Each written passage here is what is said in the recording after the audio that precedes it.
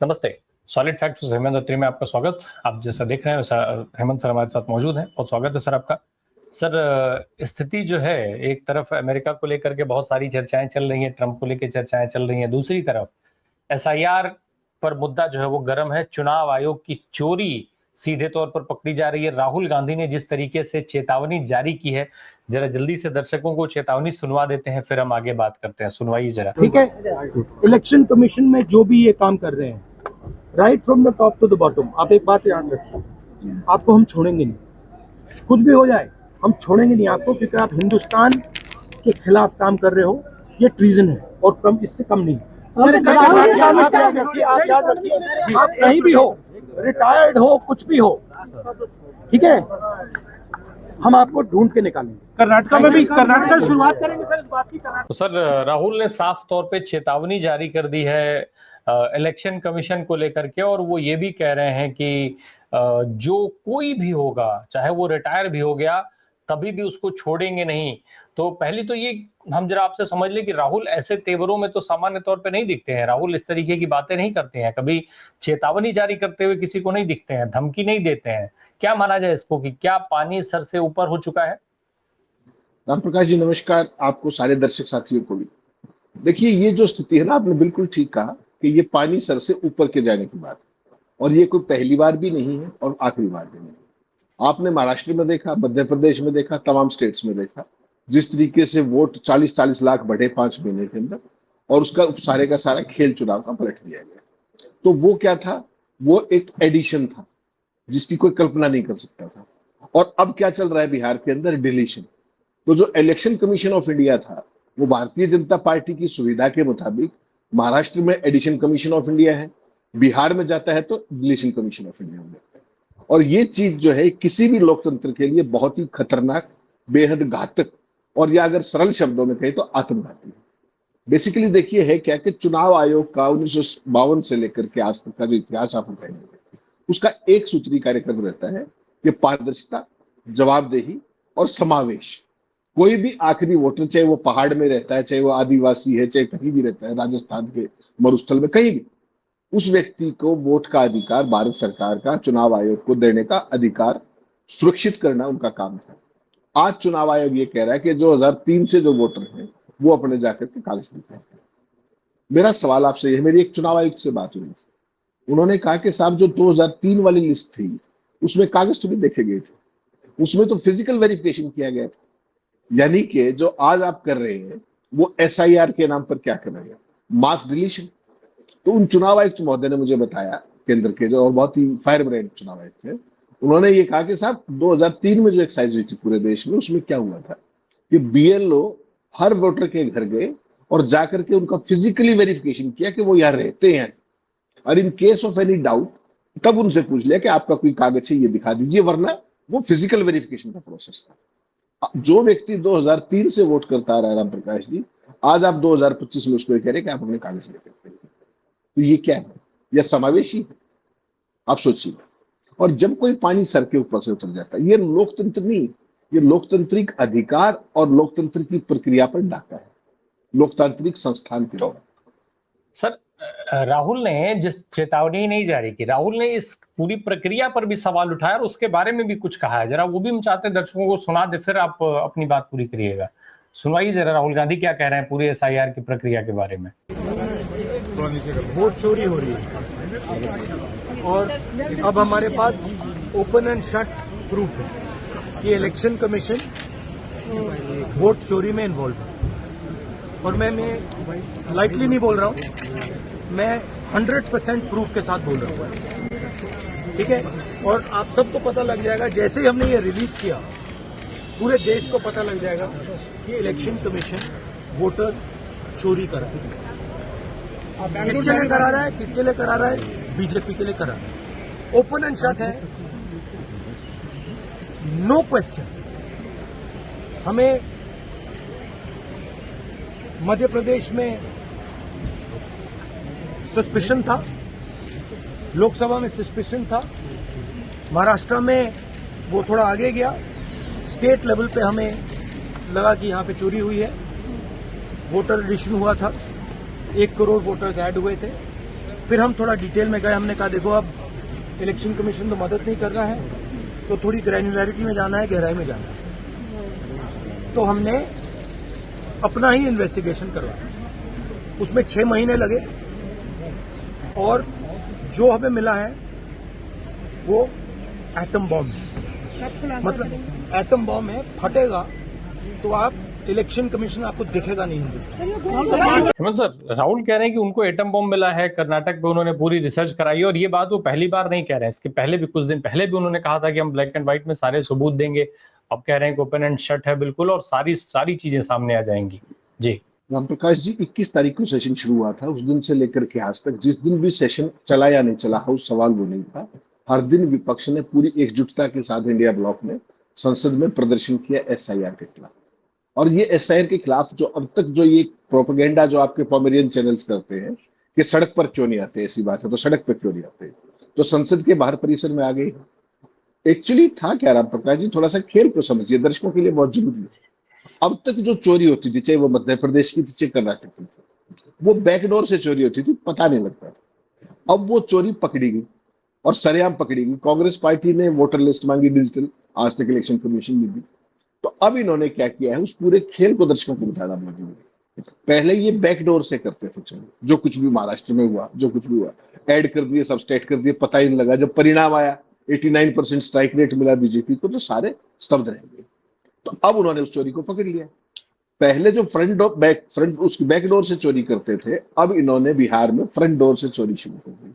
या आमने सामने घोषणा करके बाकायदा कि हम उसके पुनरीक्षण के नाम पर 65 लाख 70 लाख, और फाइनली जब जाओगे तो पता ही नहीं लगेगा क्या हुआ, और पूरे प्रदेश में ऐसा कंफ्यूजन होगा कि आप अपनी वोट ही ढूंढ के बचे। ये सारी बैकग्राउंड थी। राहुल गांधी का आपने कहा कि इतने आक्रामक थे, उस आक्रामकता का एक कारण है, जब बार बार रिक्वेस्ट करने के बावजूद भी, डेलीगेशन मिलने के बावजूद, चिट्ठी सब करने के बावजूद भी, जब चुनाव आयोग ने कर्नाटक की लिस्टें नहीं दी, तो इन्होंने सॉरी महाराष्ट्र की लिस्टें नहीं दी, तो इन्होंने कर्नाटक की जो बेंगलुरु कंस्टिट्यूएंसी है लोकसभा की, उसका पूरे का पूरा क्या किया, आप सुनेंगे तो हैरान रह जाएंगे। लाखों वोट जो थे उन सब का डेटा फीड किया सिस्टम पे, और उसके बेसिस पे सारे का सारा मैनुअल और प्लस उसका कंपैरिजन हुआ, जो जिसको आप फॉरेंसिक एनालिसिस कहते हैं अंग्रेजी। तो जब उसका फॉरेंसिक एनालिसिस हुआ तो उसमें हजारों हजार वोट ऐसी मिली जो जिनके अंदर झोल था। और वो झोल किस टाइप का था कि एक ही घर के अंदर कई कई वोट है बड़ी संख्या में, एक कोई बिजनेस एस्टेब्लिशमेंट है, कोई पब है, कोई रेस्टोरेंट है, वहां के नाम पे वोट मिली हुई। और ये सारी की सारी चीजें जो है बेसिकली ये वो चीजें जो वो कह रहे हैं ना एटम बम, और ये सारी चीजें कोई बिजनेस एस्टेब्लिशमेंट में, जैसे दिल्ली में केजरीवाल का आपको ध्यान होगा, भाजपा नेताओं के घर पर किस तरीके से उन्होंने घोषणा की थी, खासतौर पर नई दिल्ली कंस्टिट्यूंसी के अंदर, फला नेता के घर पर इतनी वोट, उस पते पर इतनी वोट, उस पते पर इतनी वोट। यहाँ इन्होंने वो जो बेंगलुरु कंस्टिट्यूंसी थी उसमें ऐसी हजारों वोट पकड़ ली है, जिनको ना तो आप, जिनका एडिशन या डिलीशन आप जो भी कहेंगे, वो जबरदस्त हेराफेरी पकड़ी गई, जिससे पूरी की पूरी जो चुनाव प्रक्रिया की निष्पक्षता है वो गंभीर तौर पे संकट में आ गई। ना तो ये क्लरिकल मिस्टेक्स हो सकती हैं, और ना ये इनएडवर्टेंट अनजाने में जो चीज कोई हो जाती है वो था। ये बेसिकली पूरे का पूरा एक खेल था जो बाकायदा डेटा मैनिपुलेशन के हिसाब से प्लान किया गया है तमाम स्टेट्स के अंदर अलग अलग तरीकों से, और मास स्तर पर अब सरेआम फ्रंट डोर से उसको अपने क्या बिहार में करने की तैयारी। तो जो बार बार ये कहा जाता था कि ऐसी कोई बात है तो आप चुनाव आयोग पे नहीं जाते, तो कांग्रेस चुनाव आयोग भी जाई, एक से अधिक बार जाई, चिट्ठी लिख ली, डॉक्यूमेंट्स मांग लिए, नहीं मिले, संसद में प्रदर्शन कर लिया, सुप्रीम कोर्ट से ली गई, वहां से भी रिलीफ नहीं मिल रहा, लेकिन लोकतंत्र तो बचाना है। तो उन्होंने इसकी शुरुआत अब 5 अगस्त से करने का फैसला किया। 5 अगस्त को खुद राहुल गांधी जाएंगे बेंगलोर के अंदर, उनके तमाम मुख्यमंत्री, डिप्टी चीफ मिनिस्टर जो अपने डीके शिव कुमार सुरजेवाला जो वहां के प्रभारी हैं, और पूरी पार्टी का नेतृत्व बहुत बड़ा प्रदर्शन करने जा रहा है। बाकायदा इसकी दिखाएंगे वो सारे सबूत कि ये किया गया है। बेंगलुरु एक कंस्टिट्यूएंसी मॉडल के तौर पर जब एक कंस्टिट्यूएंसी में किया गया है तो उसकी आप रेप्लीकेशन देख लीजिए, लोकसभा का परिणाम कैसे आया है, जो ये चुनाव जो लोकसभा भी, और इसको लेकर के तमाम राज्यों के अंदर पहले भी सवाल उठते हैं। तो वो सारे का सारा खेल के कहीं जोड़ करके वोट और कहीं घटा करके वोट, सत्ता हथियाने का जो खेल है, ये अब इसका खुलासा पहले यहां से होगा बेंगलोर से, और जैसे ही रक्षाबंधन के बाद आप देखेंगे बिहार के अंदर ना केवल राहुल गांधी बल्कि तेजस्वी यादव पूरे बिहार के अंदर हल्ला बोल करने वाले हैं। They are going to hit the states. जो फिर उन्होंने जो बात कही, जो आपने आक्रामकता की बात की, ये राहुल गांधी की सामान्य भाषा नहीं है कि जो कोई रिटायर्ड हो या कोई भी हो। ये सही बात है कि अगर लोकतंत्र में आप इस तरह की चीजें करते हैं तो वो देशद्रोह रीजन है, उससे नीचे कुछ नहीं है। और उसमें जो मोदी जी ने क्या किया, अगर आपको ध्यान हो तो, जो पिछला इलेक्शन कमिश्नर की अपॉइंटमेंट का कानून बनाया, उसमें उन्होंने ये लिख दिया कि जो भी चुनाव आयुक्त या मुख्य चुनाव आयुक्त अपने ऑफिस में रहते हुए जो भी फैसले लागू करेंगे, जो भी ऑर्डर्स करेंगे, वो जांच के दायरे से बाहर होंगे।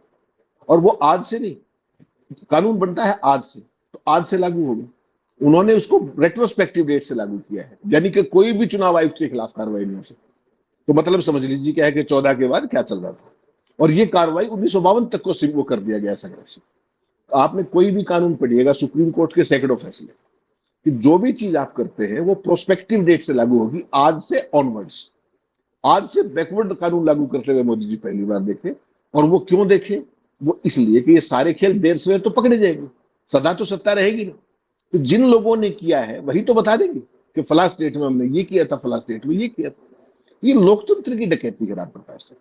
और जो उनके तेवर हैं, आपको ध्यान होगा, ऐसे ही शब्द एक बार उन्होंने ईडी और सीबीआई के बारे में कहे कि जो कुछ आप कर रहे हो, एक सत्ता जरूर बदलेगी एक दिन, और जब सत्ता बदल जाएगी तो फिर ये कभी नहीं होगा। ध्यान होगा आपको।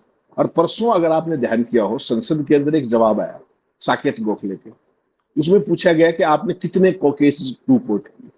5892 केसेस में से केवल 1300 कोर्ट केस थे जो ईडी के, वो टू कोर्ट हुए। और 192 में से केवल 2 पॉलिटिशियंस की सजा हुई। तो हंटिंग ग्राउंड बना दिया। तो सरकार ने स्वीकार कर लिया कि ईडी का कामकाज और उसके सारी चीजें क्या रही है, और वो वेपनाइज कर दी गई। वही स्थिति अब इलेक्शन कमीशन की। तो राहुल गांधी जो ये बात बोल रहे हैं, ये आइसोलेशन में मत देखिए आप इसको। जो संसद के अंदर जो डेली सुबह प्रदर्शन हो रहा है, आपको देख रहे होंगे 11 बजे सारा विपक्ष साथ में आता है, तो वो लोकतंत्र बचाने की बात है। पहले वो संसद के अंदर कर रहे हैं, सुप्रीम कोर्ट वो ऑलरेडी जा चुके हैं, अब वो बेंगलोर के अंदर करने जा रहे हैं, और उसके बाद बेसिकली ये बिहार के हैं। और बिहार में आपको ध्यान होगा एक बंद पहले भी कर चुके हैं, और बहुत सक्सेसफुल बंद था, हमने उसमें बात की। जब अल्टीमेटली आपको देश ने एक ही तो ऐसा अधिकार दिया है जिसके ऊपर आप ये कर सकते हैं कि हाँ मेरी कोई ताकत है, वो वोट की ताकत है। और वोट की ताकत को कभी बैकडोर से और कभी फ्रंट डोर से अगर आप छीन लेंगे इस तरह के प्लायबल इलेक्शन कमीशन के जरिए, तो आम आदमी कहां जाएगा? तो बहुत लंबे समय के बाद अगर आपने 11 साल में देखा हो, तो ये पहला ऐसा आंदोलन है, जन आंदोलन है, जो बिल्डअप हो रहा है, और सारा विपक्ष लोकतंत्र के रहने या गायब हो जाने की लड़ाई लड़ने पे अब आमदा है। बेंगलोर से जो शुरुआत होगी वो कोई छोटी चीज नहीं, ये दिल्ली से भी कर सकते थे, लेकिन बेंगलुरु का मामला स्पेशल केस स्टडी, उसके बाद उसकी फॉरेंसिक एनालिसिस। और आपको ध्यान होगा जब चुनाव आयोग के पास कांग्रेस पार्टी का डेलीगेशन गया था महाराष्ट्र को लेकर के, वहां भी एक ही बात हुई थी कि साहब हमें डिजिटल फॉर्मेट में ये दे दीजिए आप, ताकि हम इसकी स्टडी कर सकें। तो कोई भी प्रोएक्टिव चुनाव आयोग होगा राम प्रकाश जी, वो तो आपको वेलकम करेगा कि हाँ हमारी कमी है, बताइए हम इसको ठीक करते हैं मिलजुल के। भाई चुनाव आयोग तो एक रक्षक है ना, पॉलिटिकल पार्टी स्टेक होल्डर है, मैं और आप भी स्टेक होल्डर है, इस देश का हर वोटर स्टेक होल्डर है। उसको अगर आप डॉक्यूमेंट नहीं देंगे, इसका मतलब आपके मन में कहीं शंका है, चोरी है आपके मन में। और वो चोरी राहुल गांधी ने ब्लैक एंड व्हाइट में पकड़ ली। बेंगलुरु का जब आप देखेंगे, मैं आपको एडवांस में पहले भी बताया था, हजारों हजार वोट ऐसी पकड़ी गई है जो ओवरनोट नाइट या तो बनी है या डिलीट हुई है। तो फिर ये कौन सी डेमोक्रेसी है? और मांगो तो वो डिजिटल लिस्ट नहीं देते, क्योंकि डिजिटल लिस्ट जैसे ही आपको मिली 2 मिनट में आप उसका एनालिसिस करके बता देंगे कि ये गड़बड़ है। तो चुनाव आयोग ने अपने रास्ते बंद, दरवाजे बंद कर लिए हैं जहां तक पारदर्शिता और जवाबदेही का सवाल है। और ये जो राजीव कुमार ने जो काम शुरू किया था, वो ज्ञानेश कुमार गुप्ता उसको ऐसी जगह ले जा रहे हैं जहां पे मोदी और शाह को निकलने का रास्ता नहीं मिलेगा। अभी तक तो आप ये क्या कहते घूम रहे हैं कि लोकतांत्रिक संस्था है चुनाव आयोग, लोकतांत्रिक वो हफला है। जब एक्सपोज होंगे, सुप्रीम कोर्ट ने परसों क्या कहा, इंटरवीन नहीं किया, लेकिन कहा कि अगर बड़े पैमाने पर वोट कटेंगे तो हम देखेंगे। बड़े पैमाने पर कब कटेंगे और कब क्या होगा, तो समझ लिया है विपक्ष। सर 65 लाख वोटों के कटने का आंकड़ा तो ऑलरेडी चुनाव आयोग जारी कर चुका है, तो सुप्रीम कोर्ट को और कौन से, मतलब कितने वोट कटेंगे तो बड़े पैमाने पर माने जाएंगे? क्या 7.25 करोड़ वोटर्स में से 7 करोड़ वोट काट दिए जाएं तब वो सुप्रीम कोर्ट मानेगी कि ये बड़े पैमाने पर वोट कटे हैं? 65 लाख वोट कटना बड़े पैमाने पर वोट कटना नहीं माना जाएगा? राम प्रकाश जी 8% तो ऑलरेडी कट चुके हैं। जो सुप्रीम कोर्ट ने जो डेटा दिया है, 8% वोट तो ऑलरेडी गायब हो गए उसमें से। और उसके बाद ये कह रहे हैं कि हम ड्राफ्ट लिस्ट देंगे, वो देंगे। कब तक लटकाएंगे? और जो इलेक्शन कमीशन और सुप्रीम कोर्ट का रुख देखा, उसके बाद ही तो विपक्ष ने तय किया कि अब ये दाल गिरने वाली नहीं है, अब सड़कों पर उतरना पड़ेगा। तो सड़कों पर उतरने का मतलब समझ लीजिए आप कि संसद और संवैधानिक संस्था आवारा होने नहीं दी जा सकती है, चाहे वो चुनाव आयोग हो, चाहे कोई भी। और जिस तरीके का सुप्रीम कोर्ट का इस पूरे मामले में, तमाम अन्य मामलों में जो रुख रहा है, वो कहीं ना कहीं अब अकड़ने लगा है कि सारे के सारे जो भी इंस्टीट्यूशनल फ्रेमवर्क था कॉन्स्टिट्यूंसी का, वो कहीं दबाव में। और उस दबाव का ही परिणाम है कि विपक्ष को इस मौसम में, अब कोई बड़ा चुनाव उस तरीके से नहीं अगर बिहार को छोड़ देते, लेकिन इस पूरे इश्यू को, क्योंकि लोगों से जुड़ता है, अल्टीमेटली वोट किसकी कट रही है? मेरी, आपकी, गरीब आदमी की, जो समाज का जो आखिरी व्यक्ति है। पहले विपक्ष, चुनाव आयोग उसको जोड़ता था समाज के आखिरी व्यक्ति को, आज फर्स्ट अवेलेबल अपॉर्चुनिटी में उसका नाम काटने पे आते। तो ये नया लोकतंत्र है जिसका ज्ञानेश कुमार गुप्ता ने विपक्ष के सामने जिक्र किया था जब वो मिलने गए थे कि आप लिमिटेड संख्या में आइए, ये नया चुनाव आयोग। तो ये चुनाव आयोग की कभी भाषा हो ही नहीं सकती। चुनाव आयोग तो इंक्लूसिव है, समावेशी है। आप भी हो जाएंगे, मैं भी मिलने जाऊंगा, तो they should welcome us instead of other arguing with the main political opposition party of the country. तो ये नया चुनाव आयोग वास्तव में है आम आदमी का समावेशन, वो था मैंडेट आपका, ना कि काटना। आप जिक्र कर रहे थे कि अगर चुनाव आयोग की बात कर रहे थे कि वो उसको स्वागत करना चाहिए था कि हमारी गलती, हम सुधार करेंगे इत्यादि। अगर ये गलती होती तो चुनाव आयोग शायद स्वीकार करता, लेकिन ये तो सबको पता है कि वो एक सोची समझी रणनीति के तहत ये चोरी की जा रही है, ये ब्लंडर किया जा रहा है। तो ऐसे में चुनाव आयोग किसी का भी स्वागत कैसे कर सकता है? राहुल गांधी जो बात कह रहे हैं सर कि वो बेंगलोर में इसकी शुरुआत करेंगे, इस पूरे मिशन, अपने मिशन की, और फिर उसके बाद बिहार जा रहे हैं। तो पहली बात तो हम ये माने कि जिस एटम बम का वो जिक्र कर रहे हैं वही एटम बम फूटेगा बेंगलोर में। और दूसरी बात, बिहार में एक बंद हम देख चुके हैं, बहुत सफल बंद जिसका जिक्र हुआ अभी, लेकिन अब जब पदयात्रा पर उतरेंगे महागठबंधन, जिसको वहां इंडिया गठबंधन को महागठबंधन कहा जा रहा है, तो महागठबंधन के तमाम नेता जब पदयात्रा पर उतरेंगे, सड़क पर उतरेंगे, तो क्या बिहार के चुनाव पर उसका सीधा असर होगा? क्योंकि दूसरी तरफ नीतीश कुमार की सरकार ने भी वहां पर मोर्चा खोल रखा है। वो लगातार अब नौकरियों से लेकर के और सबके मानदेय बढ़ाने तक, फ्री बिजली तक सब कुछ कर रहे हैं इस समय। राम प्रकाश जी, मोर्चा को तो नीतीश कुमार जब खोलेंगे, जब वो जो एग्जिस्टिंग वोटर हैं उनके कागज मांग करके, आज आपको पता है वहां का ड्राफ्ट लिस्ट आने का दिन है, तो उस ड्राफ्ट लिस्ट में क्या होगा, और 1 महीने के अंदर ये सारा खेल पूरा किया जा रहा है।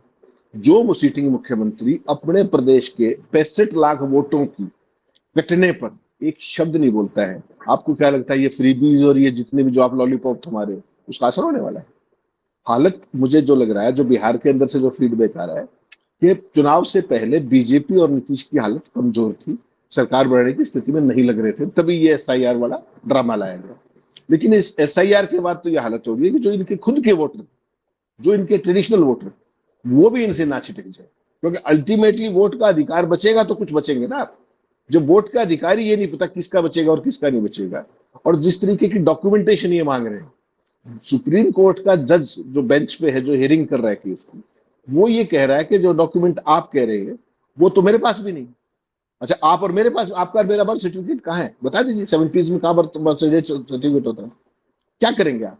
और टाइम जितना छोड़ा दिए, बिहार में कितने बड़ी संख्या में प्रवासी हैं। तो अब तो वहां स्थिति यह है कि नीतीश कुमार छोड़िए, ये जो भाजपा के तोपची घूम रहे हैं, इनको भी फीडबैक आ गया है जो इनके पन्ना प्रमुख है तमाम लोगों से, कि ये सारी की सारी एक्सरसाइज बैकफायर करने वाली। आप जाओगे वोट मांगने, वो तुम्हारे कागज मांग लेंगे। अभी तक तो आप कागज मांग रहे हैं ना वोटर्स के, जिस दिन उन्होंने आपके कागज मांग लिए फिर कहां जाओगे आप?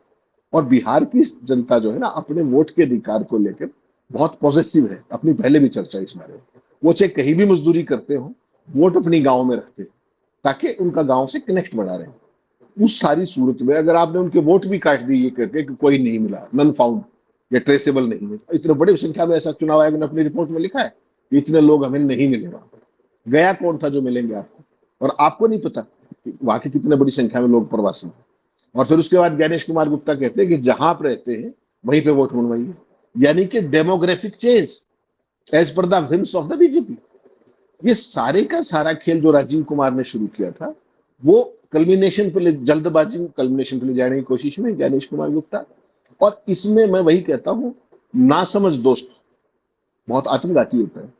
जिस तरीके की जल्दबाजी में ये एसआईआर की घोषणा कर दी, आप मुझे एक बताइए, आप राम प्रकाश जी, आप भी सीनियर आदमी, एक पूर्व चुनाव आयुक्त या किसी मुख्य चुनाव आयुक्त ने इस एक्सरसाइज का स्वागत किया है?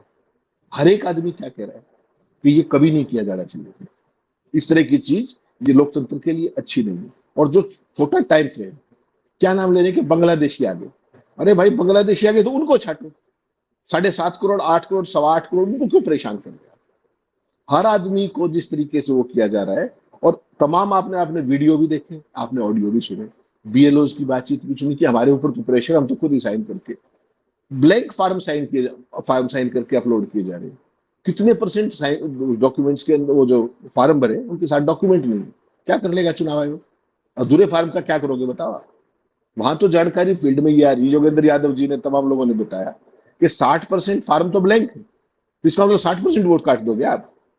तो ये जो पूरी एक्सरसाइज थी, ये काउंटर प्रोडक्टिव होगी। और भारतीय जनता पार्टी और चुनाव आयोग, राहुल गांधी ठीक कह रहे हैं, अगर लोगों को ये समझ में आ गया तो ये दोनों मुंह दिखाने लायक नहीं बचेंगे वहां। और नीतीश कुमार का जो राजनीतिक समापन होने वाला है उनकी पारी का, उसकी तो आप कल्पना ही कर सकते हैं। पूरी स्टेट का आम एक आदमी चीज अपने और है वोट सर, के, पूरी स्टेट का अगर आम आदमी, डॉक्यूमेंट मांगे जा रहे हैं सर, तो डॉक्यूमेंट तो सभी से मांगे जा रहे हैं, तो उसमें वोट तो फिर भाजपा के भी कटेंगे, भाजपा के एलाइज के भी कटेंगे। फिर उनको दिक्कत क्यों नहीं है? केवल विपक्षी के वोट तो नहीं कटेंगे इसमें। जो खेल था वो तो हो चुका है, पन्ना प्रमुखों के जरिए खेल किया जा चुका है। अब ये सारा आईवाश है। उस आईवाश की बीजेपी का वोट कौन काट देगा? उनको तो एक एक वोटर का नाम बताया पड़ेगा। उनके पास तो जो सारा देश में स्ट्रक्चर खड़ा किया है पन्ना प्रमुख का, वो खड़ा ही किस लिए किया गया है? बीजेपी का वोटर तो चाहे नागालैंड में हो, वहां से डलवा के वोट डालते हैं, इनको पता है एक एक वोटर। और जो नहीं डालता, शामत उनकी है। इन वाले का तो कौन कागज देखेगा? जो चाहेंगे वो करेंगे। यही तो हर स्टेट के अंदर कर रहे हैं। अभी मध्य प्रदेश की आपने तमाम खबरें देखी, एक एक घर में 250 वोट मिले। अब उनको काटने की बात है। वो किसने बढ़ाए थे? जिन लोगों ने बढ़ाए थे उनके खिलाफ क्या कार्रवाई किया आपने? सवाल है ना। दिल्ली में केजरीवाल चीख चीख के सब क्या करते रहे, शाहदरा के दिखाए, नई दिल्ली के दिखाए। और जिस दिन उन्होंने, आपको ध्यान होगा, हमने शो भी किया था, जिस दिन केजरीवाल ने जो नई दिल्ली का डेटा दिया था, उस दिन मैंने आपको क्या कहा था कि अगर ये डेटा सच है तो केजरीवाल चुनाव नहीं जीत पाएंगे। और वही हुआ उनके साथ, उसी डेटा मैनिपुलेशन के जरिए। क्योंकि इनके पास पिछले 5 से 6 इलेक्शंस का हर बूथ का वोटिंग पैटर्न भी है। उसको एआई से एक्सपर्ट्स के जरिए एनालाइज करवाते हैं, और वहां से जो रिपोर्ट निकल के आती है कि इतना प्लस करना है या इतना माइनस करना है, वो सारे का सारा एडिशन और डिलीशन का खेल वहां से होता है। और वो दिन दूर नहीं है। ये बेंगलोर में एक शुरुआत होगी, उसके बाद पटना में हल्ला बोल होगा पूरे बिहार में। तो ये चीजें, रामप्रकाश जी, चोरी जो है ना, वो लंबे समय तक नहीं चला करती। कहीं ना कहीं से एक सुराग ऐसा आएगा जहां चुनाव आयोग के तमाम पूरे जो पुराना जो पूरा खेल था वो सामने आ जाएगा। खासतौर पर जिस तरीके से 19 का परिणाम आया, 19 के बाद तमाम राज्यों के परिणाम आए। और आपने एक फिनोमिना और ऑब्जर्व किया होगा, पिछले करीब 2 इलेक्शन से, जो 14 के इलेक्शन को अगर आप छोड़ दे, उसके बाद जितने भी परिणाम आए, चाहे नोटबंदी के बाद, चाहे जितने भी जीएसटी के बाद, पूरा कोविड के बाद, पूरा देश त्राहिमाम कर रहा था। और उसके बाद सरकारें, जहां पर बीजेपी का नाम लेवा नहीं, वहां भी सरकार बीजेपी की बन गई। हरियाणा देखा आपने, छत्तीसगढ़ देखा। और वहां पे एक ऑब्जर्वेशन और किया गया आपने कि किसी भी प्रदेश में जहां बीजेपी नहीं थी और सरकार में आई, तो वहां पर ना तो कोई विजय जुलूस निकला, ना कहीं कोई चुनाव परिणाम में सेलिब्रेशन हुई। केवल पार्टी हेडक्वार्टर पे जो कुछ होता है स्टेट लेवल पे, और वो भी कब? शपथ के समय, जब मोदी जी वहां गए, उस समय वहां सेलिब्रेटरी मोड दिखाया गया, सरकारी तंत्र का दुरुपयोग था। तो ये जो नया डेमोक्रेसी है, ये सामान्य डेमोक्रेसी नहीं है। इसकी परतें धीरे धीरे खुलने वाली है। और मेरी बात याद रखिएगा आप कि वो दिन बहुत दूर नहीं है कि इन तमाम चुनावों की सच्चाई जनता के सामने आएगी। और फिर ये पूरे का, अभी तो अमेरिका तो आप देख रहे हैं, ट्रंप क्या कह रहा है, उसके मंत्री भारत की सरकार को क्या कह रहे हैं, मोदी के बारे में क्या कह रहे हैं, हमारी अर्थव्यवस्था के बारे में क्या कह रहे हैं, हमारी इंटरनेशनल स्टैंडिंग के बारे में क्या कह रहे हैं। जब आपकी डेमोक्रेसी की रूट्स एक्सपोज होंगी कि किस तरीके से चुनावों का किया गया, मैंडेट का अपहरण किया गया, उस दिन से डरिएगा। और वो दिन ज्यादा दूर नहीं है। एक जल्दी से एक और चीज समझ ले सर जरा आपसे, कि एक तरफ जहां एसआईआर पर चर्चा के चलते विपक्ष जो है वो सदन के बाहर प्रदर्शन कर रहा है, मांग कर रहा है कि चर्चा हो जाए, लेकिन सदन बार बार स्थगित हो जाती है। दूसरी तरफ अब मल्लिकार्जुन खड़गे ने चिट्ठी लिखी है कि वहां बेल तक जो है वो सीआईएसएफ पहुंच गई है। तो ये क्या खेल चल रहा है? बहुत जरा संक्षेप में समझ लें हम आपसे। वो चिट्ठी मैंने भेजी है, आप दिखाइएगा दर्शकों को। उस चिट्ठी में उन्होंने स्पेसिफिकली खड़गे साहब ने कहा है कि विपक्ष जब वेल में आकर के अपना कोई भी प्रदर्शन करता है, ये उसका संवैधानिक अधिकार है, दोनों हाउसेज के अंदर, चाहे वो लोकसभा में हो चाहे राज्यसभा के अंदर। और हाउस की अपनी एक सेंक्टिटी होती है कि उसके अंदर जब अगर चेयरमैन या स्पीकर वो आवाज देगा, कोई ऐसी परिस्थिति होगी तो मार्शल्स आते हैं, जैसा आपको जानना है, कोई अनरूली एमपी या कोई भी चीज है तो मार्शल कंट्रोल करते हैं। वहां पर सीआईएसएफ का कोई काम नहीं। और उन्होंने स्पेसिफिक इंस्टेंसेस दी है कि पहले तो जिन हालात में धनखड़ का इस्तीफा हुआ, अभी तक कोई उसका वाली वारिस कुछ नहीं, क्या हुआ, स्वास्थ्य कार्ड छुट्टी, ना धनखड़ कोई दिखते हैं ना कुछ। और उन्होंने कल का और आज का स्पेसिफिक मेंशन किया इस लेटर के अंदर कि जब विपक्ष अपने लोकतांत्रिक अधिकार के तहत राज्यसभा के वेल के अंदर प्रदर्शन कर रहा था, अपनी मांग कर रहा था चेयर से, उस समय पर वहां पर सीआईएसएफ के जवान घूम रहे थे। This is breach of privilege of the house.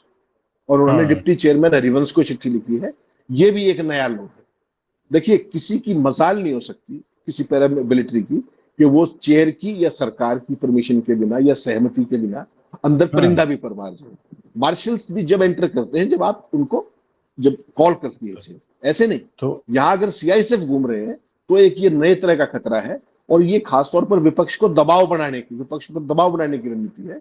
This has never been seen, this has never been recorded in the history. जो कल और आज जिस तरीके की घटना, और खड़गे साहब नॉन सीरियस पॉलिटिशियन नहीं, he is a very serious politician, he is one of the senior most politicians in the country. 50 साल से ऊपर का उनका पॉलिटिकल कैरियर है। और उन्होंने हरिवंश को चिट्ठी लिखी है।